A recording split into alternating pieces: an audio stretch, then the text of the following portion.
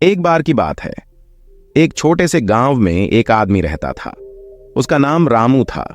उसके घर के पास एक बहुत बड़ा पहाड़ था जहां पर रोज सुबह जाता था।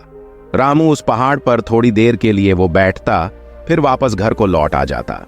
तो रोज की तरह वो एक सुबह जा ही रहा था कि पीछे से उसका बेटा आया, जिसका नाम चिंटू था। उसने आकर के रामू का हाथ पकड़ लिया और कहा कि आज मैं भी आपके साथ चलूंगा। रामू ने पहले तो उसको बहुत समझाया और मना किया। कहा, बेटा, जाने का रास्ता बहुत ही छोटा है और चढ़ाई बहुत ज्यादा है, तो तुम मेरे साथ नहीं चल पाओगे। लेकिन फिर जब चिंटू ने बहुत ज्यादा जिद किया तो रामू मान गया और दोनों पहाड़ पर चढ़ने लगे।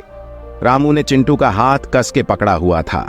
लेफ्ट साइड से पहाड़ था, राइट साइड में खाई थी और रास्ता बहुत ही छोटा और तंग था और वह पहाड़ की चोटी तक पहुंचने ही वाले थे। तभी रास्ते में एक बड़ा सा पत्थर पहले से था। रामू उस रास्ते पर रोज आता जाता था, तो उसको पता था कि वहां पर पत्थर है, तो वो साइड से निकल गया। लेकिन चिंटू का ध्यान कहीं और था, तो उसका घुटना जाकर उस बड़े से पत्थर पर टकरा गया। फिर चिंटू के मुंह से एक चीख निकली, आ पापा। और जैसे ही चिंटू चीखा, उसकी आवाज उन पहाड़ों में गूंजने लगी। इससे पहले चिंटू ने कभी भी अपनी आवाज की गूंज नहीं सुनी थी, तो उसे समझ नहीं आया कि यह क्या हो रहा है। वो अंदर से थोड़ा सा घबरा गया। उसे लगा कि शायद कहीं कोई है जो छुप करके उसे देख रहा है और उसका मजाक उड़ा रहा है। फिर चिंटू ने बोला, कौन हो तुम, कौन हो तुम, कौन हो तुम। जब चिंटू ने इस गूंज को सुना, उसे गुस्सा आ गया। उसे लगा कि कोई तो है जो मेरा मजाक उड़ाए चला जा रहा है।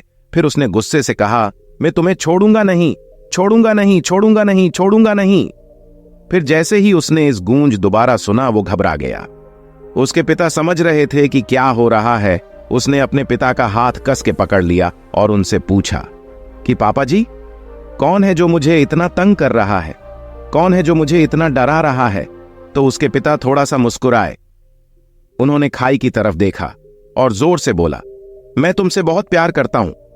यह सुनकर चिंटू हैरान हो गया।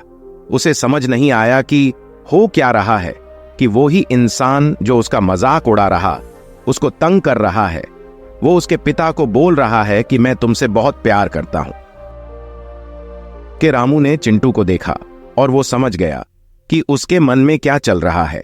पर फिर दोबारा उन्होंने बोला, तुम बहुत अच्छे हो, तुम बहुत अच्छे हो, तुम बहुत अच्छे हो। यह सुनकर के चिंटू थोड़ा सा मुस्कुराया और अपने पिता से पूछा कि यह क्या हो रहा है।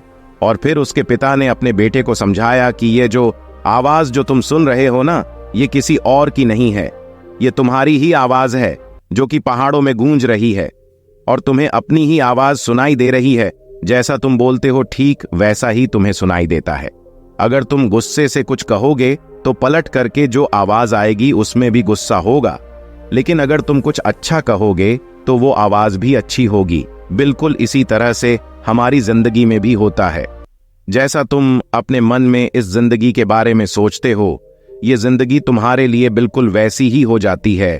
अगर तुम मन ही मन अपने आप को ये बोलते रहोगे कि मेरी जिंदगी तो बहुत ही बुरी है, तो तुम्हारी जिंदगी सच में बुरी हो जाएगी।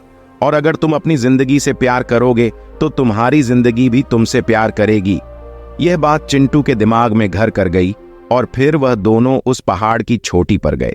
लेकिन बच्चे के दिमाग में यही बात घूम रही थी और फिर वह बच्चा खिलखिला के हंसा और उसने अपने दोनों हाथ खोले और अपनी पूरी ताकत से बोला, मैं तुमसे बहुत प्यार करता हूं, तुमसे बहुत प्यार करता हूं, तुमसे बहुत प्यार करता हूं, तुमसे बहुत प्यार करता हूं। दोस्तों, आप भी खुद को एक बार कहें, मैं तुमसे बहुत प्यार करता हूं। बहुत अच्छा लगेगा आपको। मुझे पूरी उम्मीद है कि इस प्रेरणात्मक कहानी अपने आप से प्यार करना सीखो से आपको बहुत कुछ सीखने को मिला होगा। तो आप बिल्कुल सही जगह पर हैं। दोस्तों, अगर आप चाहते हो कि आपको और भी ऐसी मोटिवेशनल स्टोरी मिलती रहे, तो इस वीडियो को लाइक और शेयर कर, चैनल को सब्सक्राइब और बेल आइकन को ऑन करें इस मोटिवेशनल स्टोरी को सुनने के लिए और अपना बहुमूल्य समय देने के लिए। दिल से धन्यवाद। मिलते हैं एक नए मोटिवेशनल स्टोरी के साथ। तब तक खुश रहे, मुस्कुराते रहें।